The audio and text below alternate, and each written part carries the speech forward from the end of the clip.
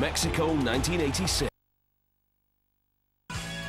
Scotland were also there. Despite the death of manager Jock Stein during their qualifying campaign, the squad had been galvanised by caretaker boss Alex Ferguson, who was determined to enjoy the experience.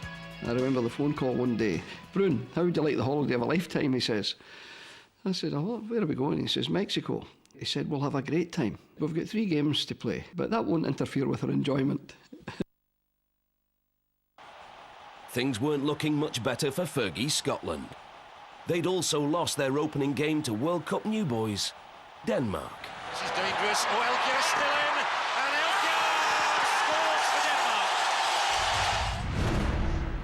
Their next match was against the West Germans, who before the game were desperate to check on the fitness of the Scot that scared them the most.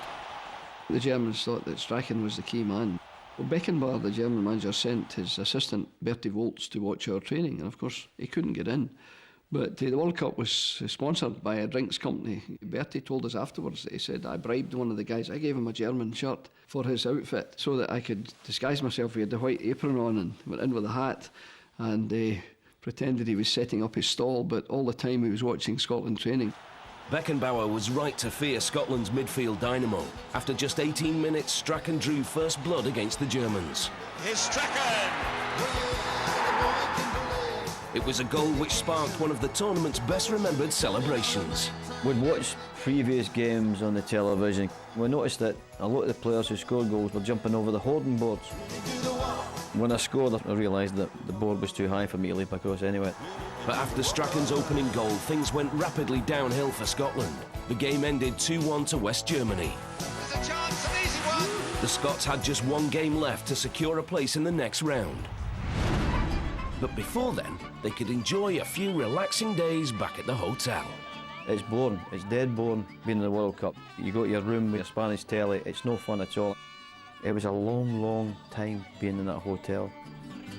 There was 3 musicians. They were always there playing this Mexican music. It was driving me up the wall. Guantanamera. No needing this. Just been beat again and no needing these 3 geezers trying to make me happy. For the home nations, the pressure was now on. First into action was Scotland in a game against the hard men of Uruguay. Away we go. The vital match then. Scotland have to win to qualify. It was a game that got off to an explosive start.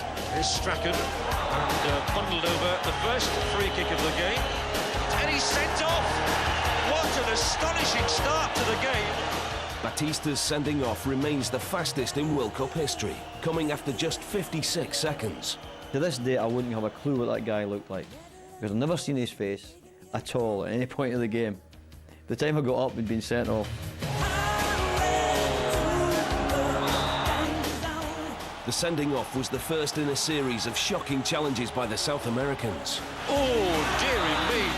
Though just 1 goal would be enough to see them go through, after 90 frustrating minutes of missed chances, There he hits a screamer. the Scots were out. But a black day in Scottish football history. The match ended goalless, leaving the Tartan Army wondering where it had all gone wrong. We were just not good enough. Anybody thought about that? We're just not good enough. Everybody goes looking for answers, but sometimes you're just aren't you? We're just not good enough. Anybody thought about that? We're just not good enough. Everybody goes looking for answers, but sometimes you're just aren't you?